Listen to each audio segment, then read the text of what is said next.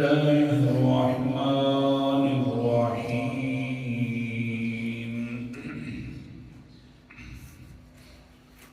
ولا يحيطون بشيء من علمه إلا بما شاء. الآية. صدق الله العظيم. لا يحيطون نہیں احاطہ کر سکتے یہ لوگ بشیء کچھ بھی من علمہ اس کے علم سے الا بما شاء مگر جتنا چاہے وہ اللہ تعالی. آیت الکرسی کی 7ویں دلیل کا تذکرہ باسعادت چل رہا تھا. اللہ تعالیٰ نے فرمایا خلاصہ ذکر کر رہا کہ لا الہ الا ہو. اے انسان مان لے کہ میرے علاوہ کوئی الہ عبادت کی لائق نہیں مگر ہے تو صرف میں ہوں. دلیل کیا ہے کہ وَلَا يُحِيطُونَ بِشَيْءٍ مِّنْ عِلْمِهِ إِلَّا بِمَا شَاءَ. الہ اور عبادت کے لائق وہ ہستی ہوا کرتی ہے کہ جو اپنے مرضی اور اپنے اختیاروں سے فیصلے کرے، حتیٰ کہ اگر کسی کو علم دے تو اپنی مرضی سے علم دے تو وہ ہوتا ہے عبادت کے لائق. تو میں ہی ہوں کہ میں اپنے برگزیدہ بندوں کو، نبیوں کو اپنی مرضی سے جتنا چاہتا ہوں علم دیتا ہوں. میرے علم سارے کے سارے علم کو وہ بھی نہیں لے سکتے اور میرے علم کا وہ احاطہ نہیں کر سکتے. میں اتنا اپنی بادشاہت میں، اپنے اختیار میں اونچے درجے کا ہوں. یہی بات چلتی چلتی سورہ یوسف کی میں نے دلیل دینے کی کوشش کی کہ اللہ تعالیٰ نے فرمایا میرا پیغمبر یہ یوسف علیہ السلام کا واقعہ بڑا عظیم و شان واقعہ ہے. آپ کو پہلے تو اس واقعہ کا بھی پتہ نہیں تھا. ہم ہی نے تجھے بتلایا، ہم ہی نے اس کے بارے میں علم دیا. پھر سورۃ یوسف کے اندر کوشش کی چلو میں 3 باتیں سمجھا دوں. پہلی بات یہ تھی کہ اللہ کے پیغمبر حضرت یعقوب نے چھوٹے بچے کو نصیحت کی اور فرمایا کہ میرا بیٹا تیرے خلاف کچھ چال تو تیرے بھائی چلیں گے، لیکن یہ جو بھائی چال چلیں گے یوں نہ سمجھ لینا یہ کوئی دشمن ہے تیرے. اصل میں دشمن تو شیطان ہے. وہی یہ سارے کام کرواتا ہے تاکہ چھوٹے بیٹے کے ذہن میں بھائیوں کے خلاف کوئی بات نہ آ جائے. دوسری بات اللہ کے پیغمبر حضرت یعقوب نے چھوٹے بچے کو سمجھائی میرا بیٹا سن ان ربک علیم حکیم. عقیدہ توحید بھی سن لے. 7-8 سال کا بچہ ہے حضرت یوسف علیہ السلام. اور تیسری بات آج کا وہی سبق ہے جتنا اللہ تعالیٰ چاہے اتنا علم عطا فرما دے اپنے نبیوں کو. تو اس سے علم الغیب نہیں ہوتا، یہ تو محض اطلاع علی الغیب ہوتا ہے. اللہ تعالیٰ کی مرضی کے اوپر ہی منحصر ہوتا ہے. تیسری بات آج کی اعوذ باللہ من الشیطان الرجیم بسم اللہ الرحمن الرحیم. سورت نام سورت یوسف ہے. برابر آیت نمبر میرے سامنے 10 ہے. اللہ تعالیٰ فرماتے ہیں قال قائل منهم لا تقتلوا يوسف وألقوه في غيابة الجب يلتقطه بعض السيارة إن كنتم فاعلين. مشورہ ہو رہا ہے. 10 بھائی اکٹھے بیٹھے ہیں. بنیامین سگا بھائی حضرت یوسف علیہ السلام کا نہیں ہے. مشورہ ہوتا ہے کیا کیا جائے حضرت یوسف علیہ السلام کا. بس جی کبھی مشورہ ہو رہا ہے بھائی کو قتل کر دیا جائے، بڑا ہمارے باپ کے سامنے اس کی عزت ہے، یوں ہے۔ آخر کار بڑا بھائی کہتا ہے نہیں، قتل نہ کرو، آپ سے ایک مسئلہ پوچھنا ہے۔ بھائی مشورہ کر رہے ہیں، یعقوب کے بیٹے ہیں، نبی کے بیٹے ہیں، مشورہ اس لیے کر رہے ہیں کہ ہم جو مشورہ کر رہے ہیں ہمارے ابے کو پتہ ہے۔ بولو، یہ مشورہ ہو رہا ہے اس لیے ہو رہا ہے نہ کہ ہمارے ابے یعقوب کو پتہ ہے۔ نہیں، یعقوب کے بیٹے نبیوں کا بھی یہ عقیدہ ہے کہ غیب کا علم جاننے والا ہے تو صرف اللہ ہے، ہمارے اس مشورے کا ہمارے بابے کو بھی پتہ نہیں ہے۔ سبق روک رہا ہوں، اللہ اکبر کبیران۔ ہاں، مشورہ کیا جائے، جس جگہ پر کیا جائے تو اس کو جاننے والا ہوتا ہے تو صرف کون ہوتا ہے؟ مشرکین مکہ پریشان ہیں، سرگردان ہیں، کیا کریں؟ جو بھی ہم بات آپس میں کرتے ہیں، اللہ اکبر کبیرہ، ہماری بات لیک ہو جاتی ہے، حضور کو پتہ چل جاتا ہے۔ قرآن مقدس کا انداز، سورت کا نام سورت سبا ہے، آیت نمبر میرے سامنے 7 ہے، 22واں پارہ ہے۔ اللہ تعالیٰ فرماتے ہیں وَقَالَ الَّذِينَ كَفَرُوا هَلْ نَدُلُّكُمْ عَلَىٰ رَجُلٍ يُنَبِّئُكُمْ إِذَا مُزِّقْتُمْ كُلَّ مُمَزَّقٍ إِنَّكُمْ لَفِي خَلْقٍ جَدِيدٍ۔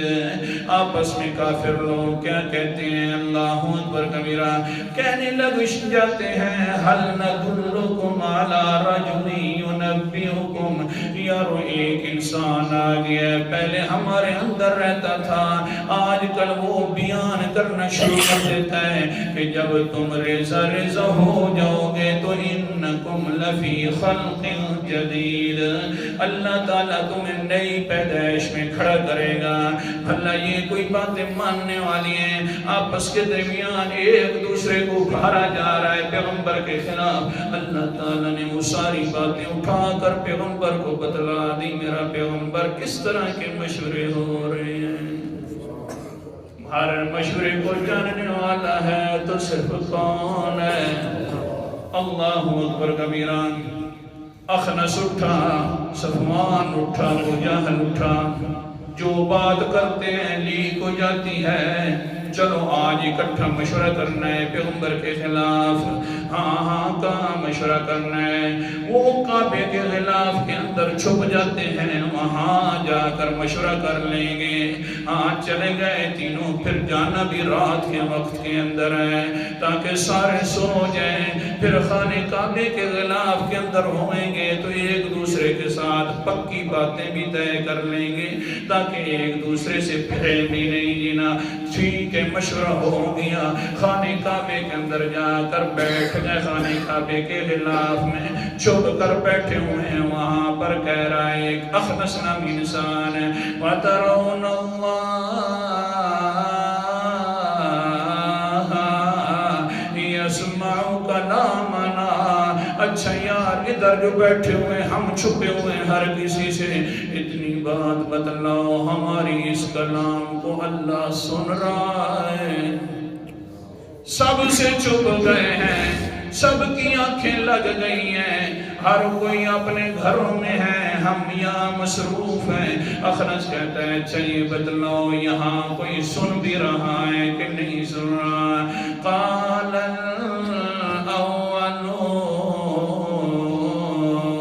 اذا جہرتم سمع اللہ واذا اسررتم لم يسمع۔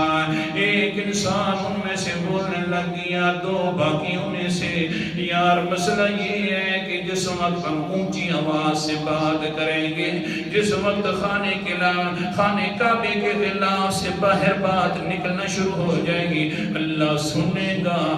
اگر یہاں بات بند رہ گئی تو اللہ نہیں سنے گا. بڑا بے وقوف تھا. وقال الثانی، دوسرا بول بڑا، اور اب اس کی بات بھی سنیے. اللہ اکبر کبیرہ. کیا کہتا ہے آگے سے سنیے. ان کان یسمع اذا جہرتم فإنه یسمع اذا اسررتم. او بے وقوف انسانا، وہ پہلی بات کرنے والا سن لے، اگر اللہ تعالیٰ اونچی آواز کو سن سکتا ہے تو اللہ تعالیٰ پست آواز کو بھی سن سکتا ہے.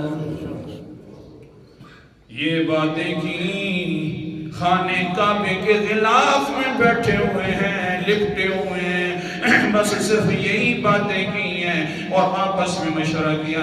یار ہاں پھر یہ جو راز لیک ہو جاتے ہیں، یہ کوئی راز لیک ہمارا انسان نہیں کرتا، یہ راز لیک کرنے والا وہی ہے جو ہر کسی کا مشورہ سننے والا ہے.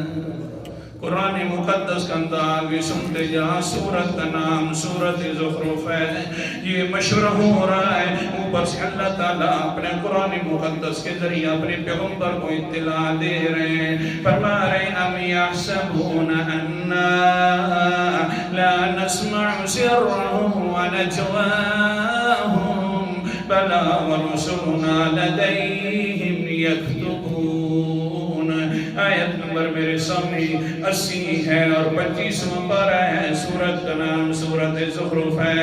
اے میرا پیغمبر، یہ لوگ کیا گمان کرتے ہیں کہ ہم ان کی چھپی ہوئی باتوں کو نہیں سن سکتے، ہم ان کے مشوروں کو نہیں سن سکتے. نہ ہم سنتے بھی ہیں اور ساتھ ساتھ لکھوا بھی رہے ہیں. بلا ورسلنا لدیہم یکتبون، ہمارے فرشتے ان کے پاس بیٹھ کر لکھ بھی رہے ہیں. اللہ اکبر کبیرہ. مسئلہ سمجھا رہا تھا، یہ جو مشورے ہیں دوسرا نہیں سن سکتا، سننے والا ہے تو صرف کون ہے؟ یہی نبیوں کے بیٹوں کا نظریہ تھا. اللہ اکبر کبیرہ. اپنے سبق کی طرف آ جاؤ. قال قائل منهم لا تقتلوا يوسف والقوه في غيابة الجب. ان میں سے ایک بڑا کہنے لگیا قتل کرنا نہیں چاہیے. میں تو کہتا ہوں چھوڑ دو یہ معاملات. اگر کرنا بھی ہے، کچھ کام کرنا ہے تو گمنام کنویں کے اندر چھوڑ دیا جائے. وہاں سے کوئی آئے گا، قافلہ اٹھا لے گا. آخر کار یہی مشورت ہے. پایا گیا ٹھیک ہے کنویں کے اندر ڈالنا ہے. کنواں جو ہے صرف 2 میل دور ہے، لیکن 3 دن تک حضرت یوسف علیہ السلام کنویں کے اندر پڑے رہے. اللہ نے چاہا کہ میں نے یعقوب کو نہیں بتلانا علیہ السلام کو، تو حضرت یعقوب کو بھی پتہ نہیں چل سکا. 2 میل کا فاصلہ ہے. بیٹا ہے پریشان ہے. حضرت یعقوب بھی رو رہے ہیں، چھوٹا بیٹا میرے سے الگ ہو گیا ہے. 3 دن کے اندر پڑا رہا حضرت یوسف علیہ السلام. اللہ نے جو فرمایا ہے، میں چاہوں تو کسی کو اپنا علم عطا فرما دوں جتنا چاہوں، جس وقت چاہوں. اگر میں نہ چاہوں تو میں کسی کو عطا نہ فرماؤں. اب اللہ اکبر کبیرہ. اگلا حوالہ سنیے. یہی سورت یوسف ہے. بالکل آخر کے اندر اللہ تعالیٰ فرماتے ہیں وَلَمَّا فَصَلَتِ الْعِيرُ قَالَ أَبُوهُمْ إِنِّي لَأَجِدُ رِيحَ يُوسُفَ لَوْلَا أَن تُفَنِّدُونَ. آیت نمبر 94. 2 میل کے فاصلے پر 3 دن کے اندر حضرت یعقوب علیہ السلام کو پتہ نہ چلا کنعان میں، لیکن مصر سے پردہ چل رہا ہے. 400 کلومیٹر سے زیادہ کا فاصلہ ہے، تو اللہ تعالیٰ اگر چاہے تو کرتے کی خوشبوئیں بھی حضرت یعقوب علیہ السلام کو 400 کلومیٹر کے بعد سنا کا 400 کلومیٹر کے بعد سنا دے، یہ اللہ کی مرضی ہے۔ قرآن پاک سچا بولو، ہمارا کیا عقیدہ بن گیا؟